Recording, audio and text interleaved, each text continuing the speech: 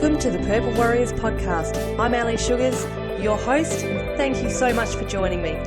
This podcast is about raising awareness for domestic abuse by allowing survivors to share their own stories and journeys to recovery. It's also about assisting fellow survivors to give you practical yet powerful information that will help you on the road to your recovery. I hope you enjoy the show.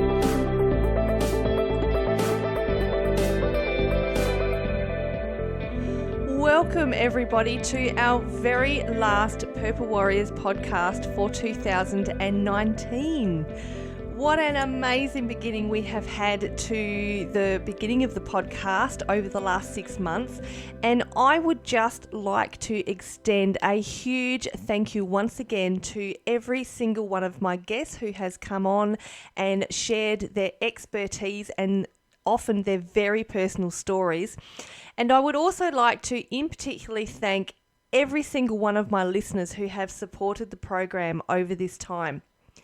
We have some extremely exciting things planned for the future and for 2020, and I do look forward to sharing them with you in the months to come.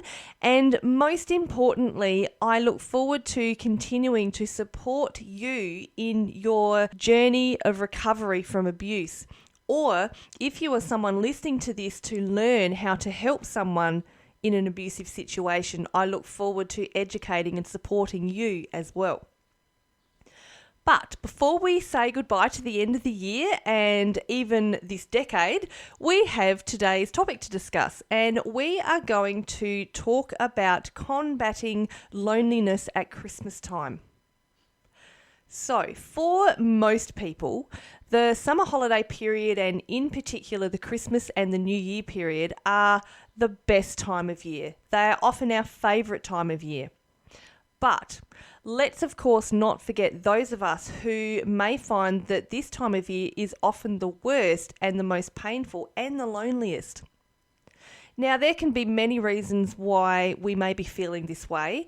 We might literally be alone, so we've experienced either the end of a marriage or a relationship, or you may have never had either. We might be experiencing the grief of losing a loved one, and it's really natural that, this enormous loss is intensified during this time period. You might have financial constraints where you can't afford to go out and join in with your friendship groups by having meals and Christmas celebrations, or you might not be able to afford buying the presents that everyone is expecting. Then there's the advertising and the social expectation to enjoy the perfect Christmas. Of course, the social media, that doesn't help when every man and his dog are posting pictures of their own perfect Christmas catch-up and their own beautifully decorated tree with huge piles of presents underneath it. It all becomes too easy to compare that perfect picture with what we may not have ourselves. Now, we can also find ourselves feeling lonely even if we actually have a bunch of people in our lives. Now, personally, although I generally enjoy this time of year, if not only for the 2 weeks holiday that it provides, I also find that during this time, my depression and anxiety is exacerbated as well. And I often feel quite lonely at this time of year. Now, I'm surrounded by a very loving family, both immediate and extended. And when we get together for our annual Christmas lunch or our annual Christmas do, I absolutely love it. We have great food, we have good old-fashioned Aussie backyard cricket sessions, the inevitable hilarious toilet humour, and the latest thing is screaming at the TV while watching really bad D-grade movies on Christmas night. Who's got time to be lonely, right? But I do. I still find myself reflecting on the past year that's gone by, or even my life gone by, and what I could have or should have done differently. And thinking about, what can I do now to make up for the mistakes I've made, the many mistakes I've made? What can I do now to make up for the things that my children were put through that they didn't deserve during all those years? What were they forced to miss out on, etc., etc., all those kinds of things. And I often find myself spiraling with these thoughts, and I know that if I let these thoughts continue to fester, I'm going to inevitably end down that rabbit hole of darkness, and I'm going to end up in a state of depression. So I actually find myself taking a break. I deliberately take a break from social media. And this is so I don't have it constantly shoved in my face how good everybody else seems to have it. But you know what I do too? I remind myself that just because their Christmas table looks to be set perfectly and their tree is looking gorgeous and all stacked up, that doesn't necessarily mean that these people have got it all together either. Because remember, we can't actually see what's on the other side of that camera.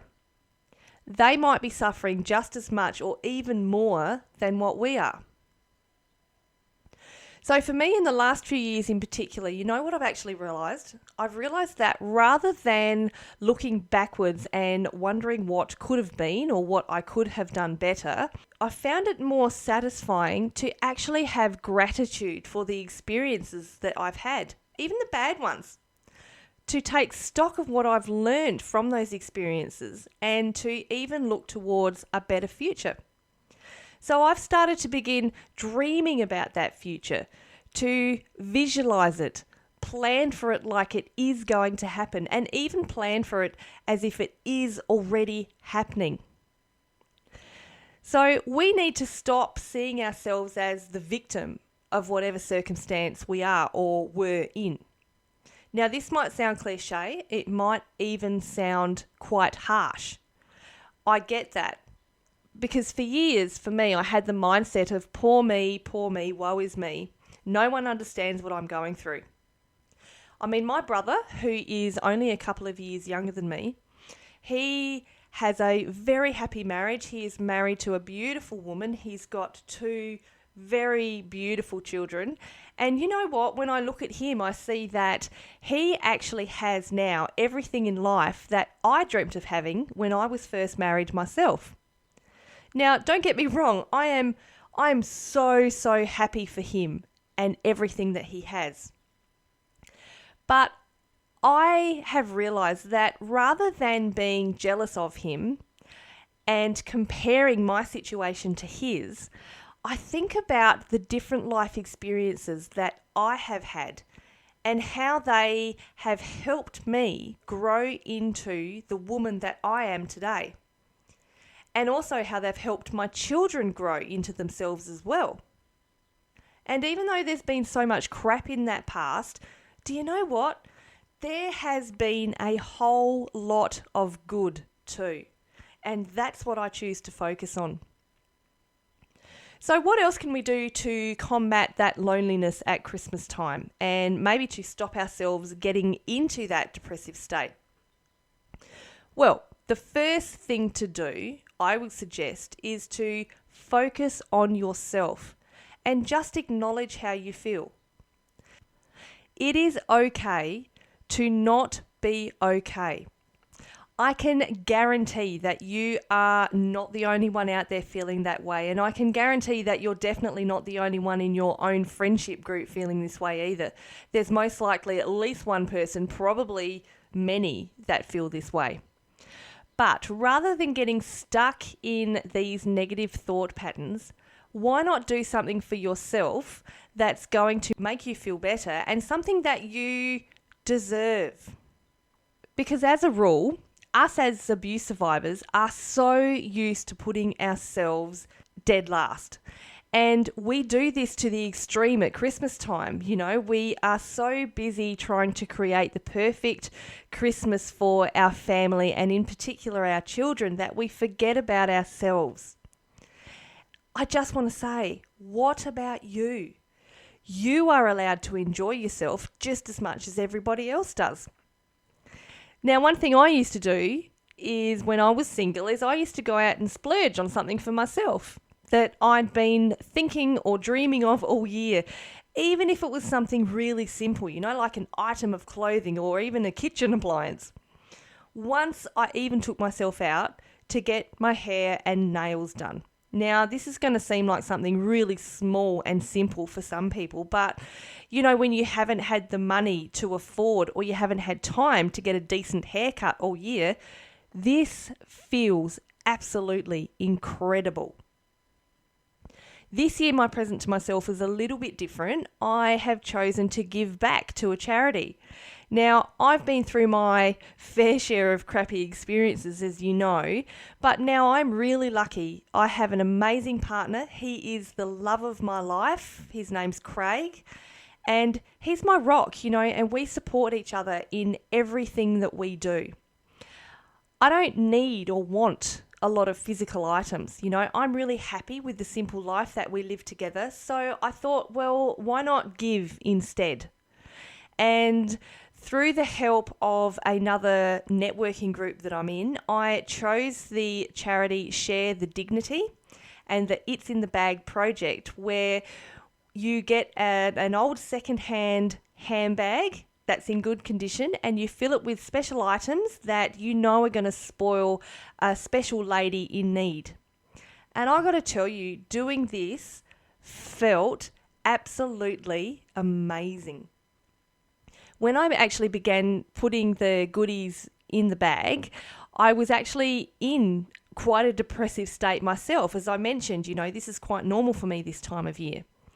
But as I kept filling the bag up and I was putting thought into what I would put in it, I was thinking, if this was me, what would I enjoy? And then I actually began to imagine the lady on the other end who would be opening this on Christmas Day. And I actually found myself crying for her because I could feel her gratitude as someone out there who knew and understood what she was going through. And even that there was someone that cared enough to do this for her. I'm going to tell you, I will be doing this every year from now on because it just felt so good. And I know that, now I have some things in life that I didn't have a few years ago, and I just want to continue to help other people in need. So also often as abuse survivors, we have been isolated from family and friends. Now that can be either by force or by choice. So this might be a great time of year to try to reconnect with those that we've lost contact with, those that we love. They might have no idea what's been happening for you or what you've been experiencing. I do want to just say, though, be warned that not everybody is going to be as understanding as others when you all of a sudden come back into their lives, and might take them a little while to warm up to you again. But there are definitely going to be people who will welcome you with open arms. They'll take hold of you, they'll support, and they will love you just as you need and just as you deserve to be loved. Now, on the other hand, if you don't feel ready to do this, if you don't feel ready to reconnect with people yet, why not hang out at a local church or a social group, or a community centre in your area? These are places that more often than not, they provide special Christmas lunches or meals for other people like you and gift wrapping sessions. And when you join in with something like this, it's highly likely that by attending one of these events, you will actually meet and make lifelong friends with people who understand each other. And they're going to become part of your friendship tribe. Now, you might even want to take that one step further and host an orphan Christmas yourself. I know that when my daughter was living in Sydney for a few years while studying, her and her housemates often did this with their fellow uni mates because they were all away from their families. And I've got to tell you, they seem to be having more fun than what we were having at home. But no, seriously, this is a great way to combat both your own and other people's loneliness. It doesn't have to be an expensive exercise. You can do a potluck dinner where everybody brings a plate of food and a drink to share. You might even ask someone to bring some decorations and you can decorate the room all together. You might like to do a Secret Santa so everyone gets a present, but you put a financial limit on how much people spend on those presents. You can even make a game out of who gets what present. And honestly, more often than not, these are the absolute best of celebrations where everybody enjoys a great belly laugh and everyone just goes away feeling the Christmas cheer. So, my lovelies, no matter where you are in your journey today or how you decide to spend your holiday period, I do pray that you all have a wonderful Christmas and a really, really happy New Year. And I look forward to sharing so much more with you in the Purple Warriors podcast in 2020. And we are going to take this podcast to the next level in the episodes to come. So I love you all and I will see you next year. I hope you enjoyed today's show and thanks for listening. If you would like to share your story of survival or you have a topic you would like to hear about on the program, reach out to me via email welcome@themotivationmama.com or find me, The Motivation Mama, on Instagram or Facebook. And don't forget, the greatest project that you will ever work on is you. Happy day, beautiful.